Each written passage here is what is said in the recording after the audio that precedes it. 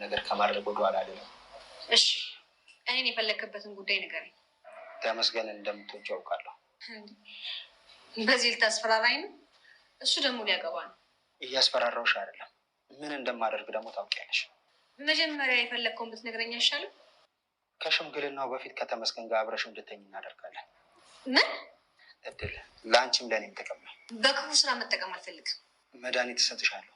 ከሽምግልናው በፊት አብረሽ ትተኝና ሽምግልናውን እናበላሸዋለን። አላረገውም። ይህንን ነገር ካላደረግሽው እናትሽ ድምጿ ሳይሰማ ራሴ ሳትል በተኛችበት ጸጥ እንድትል ነው ማደርጋት። ምን? አባዬንም አጠፋዋለሁ። ከዛ በኋላ በሞት የማይቆጭ ነው። ክፉ እንደሆን ካውቃለሁ። በዚህ ልክ ግን አውሬ መሆንህን አላስብም ነበር። እንደፈለግሽ በይኝ እንጂ እኔ ሽንፈትን አልቀበልም። ስትወስኝ ደውይልኝ።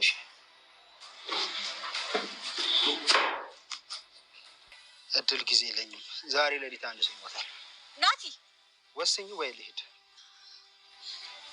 እሺ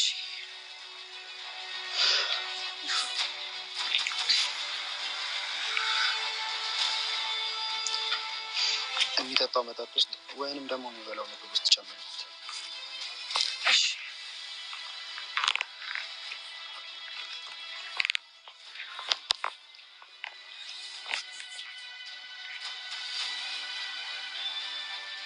ናቲ የመሸነፉ ጥግ እንግዲህ ተከናንቦታል ማለት ነው። አቅሙ እንደማያዋጣው አወቀ።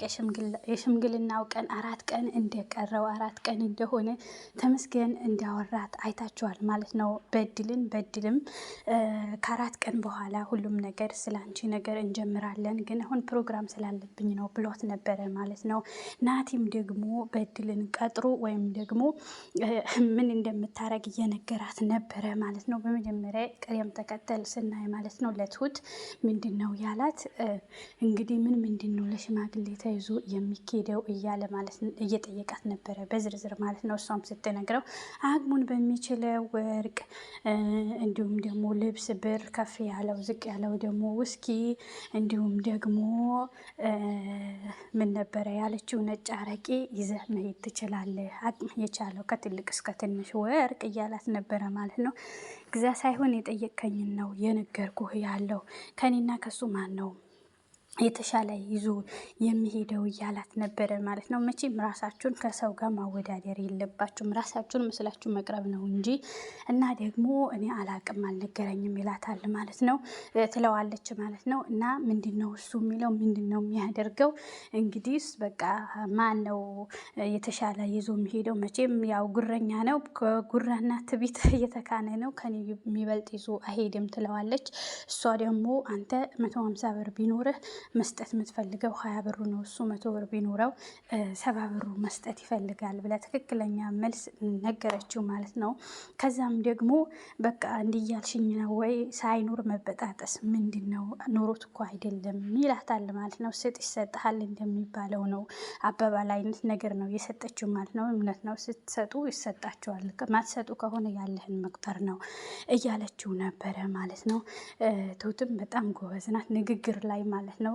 ለሱ የተመቸች ትሁት ናት ማለት ነው። እና ሲቀጥል ይህንን ከዚህ ተፋተው ተለያይተው ሲሄዱ ማለት ነው ለትሁት እንደውም ለበድል ደውሎላት እያገኛት ነበረ። በመሀልም ተመስገንና በድል ተገናኙ ማለት ነው። መሀል ላይ እንግዲህ ይሄንን አውርተው ተለያዩ። ወደ ቤት እንመለስ ይላት፣ አልመለስም ቀጠሮ ደርሼ የምመጣበት ቦታ አለብኝ፣ ቀጠሮ አለብኝ ብላ ትሄዳለች ማለት ነው። በድል የምታገኘው ናቲን ነው ማለት ነው። ናቲ ሁሌ እንደዚህ በእንትን እንደተካነ ነው የሚኖረው ማለት ነው፣ በትቤት ማለት ነው። እና ስትሄድ አገኘችው፣ ተገናኙ። ሁለቱም ያወሩት ነገር ምንድን ነው ብትሉኝ እኔ እንግዲህ እሱ ብሎታል፣ እኔ እንደዚህ ነገር አልደግመውም ማለት ነው። አብረሽው ታድሪያለሽ እና ከዛ በኋላ ሽማግሌው የሽምግልናው ነገር እናበላሻለን፣ 4 ቀን ስለቀረው ያው ያውቃል ማለት ነው። እናበላሸዋለን። እኔ በእንደዚህ በመጥፎ ስራ መተካን አልፈልግም፣ ወይም ደግሞ መጥፎ ስራ መስራት አልፈልግም ነው ያለችው ማለት ነው።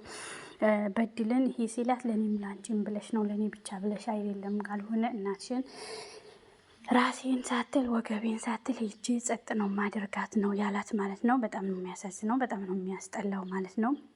ሂጄ እንደዚህ አደርጋታለሁ ብሎታል ማለት ነው። እና እሷ ደግሞ ስትለው አይሆንም፣ እንደዚህ ነገር አታደርግም፣ ተስማሚ ከሆነ ተስማሚ፣ ማትስማሚ ከሆነ ደግሞ ሄጄ እዛ አባዬንም አጥፋዋለሁ ነው ያላት። ያው በባለፈ ከቤት ውጣ እንደተባለ በባለፈው ቪዲዮ አይታችኋል ማለት ነው። አባዬ ከቤት እንዳባረረው አይታችኋል ማለት ነው። ከዛ እሷም ደግሞ በቃ በጣም ደንግጣ፣ ያው አንዳንዴ እሷ የድራማው ስክሪፕትም ቢሆን ለአንዳንድ ነገሮች በጣም መከራከር ቶሎ እሺ ማለት የለባችሁ ማለት ነው።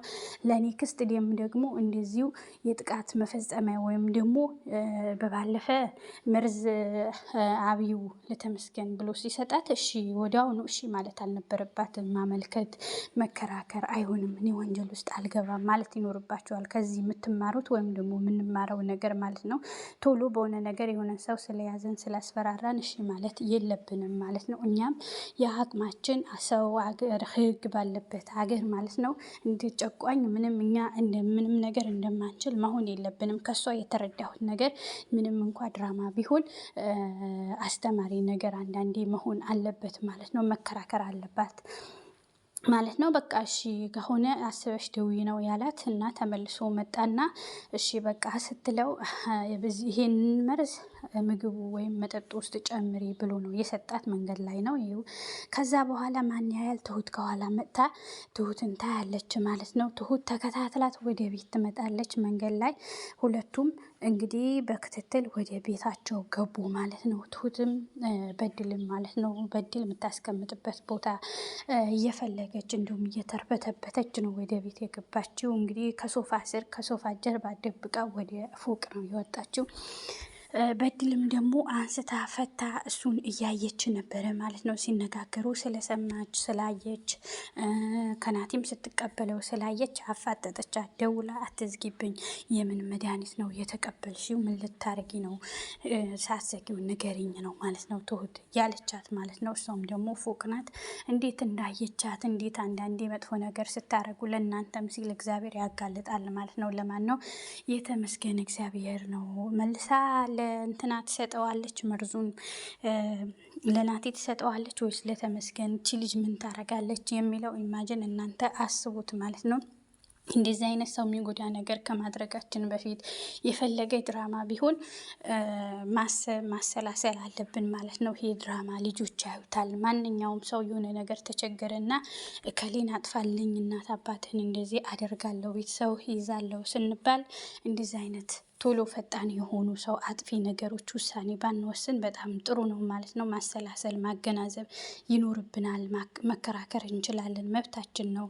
ኢቭን በሀገራችን በምናውቀው ቋንቋ ይህንን እንደዚህ ስንባል በቀላሉ የምንሸነፍ ሰዎች መሆን የለብንም። ለችግሮች ፈሪ ሳይሆን ችግር ተጋፋጭ መሆን አለብን ማለት ነው። እዚህ ጋር ያየሁት በድል ላይ ሁሌም እሺ ብሎ ተሸንፎ መቀበልና ሰውን መጉዳት የለባትም። ድራማ ነው አይኖ፣ ግን ይሄ ድራማ ደግሞ ከ18 ዓመት በታች የሆኑ ልጆች ቁጭ ብለው ያዩታል ማለት ነው። ነገ አንዱን አግቶ ቤተሰብ ካልሆነ እገልሃለሁ ሂድና እከሌን እንደዚህ ያደርግልኝ የሚለው ሰው ቶሎ ተቀብሎ መጥቶ ያንን ነገር እንደመፈጸም አይነት ነገር ነው።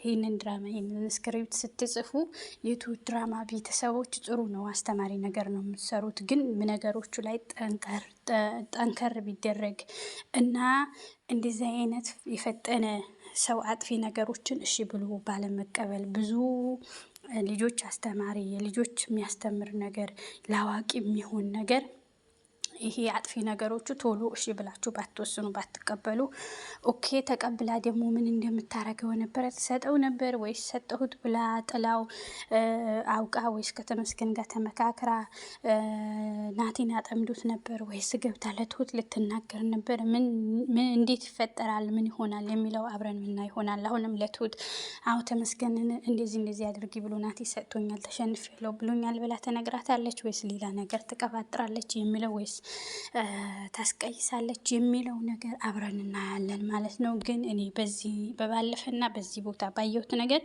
ይህንን ድራማ ሁሉም ነው የሚከታተለው ኢትዮጵያ ውስጥ ማለት ነው ቲቪ ላይ።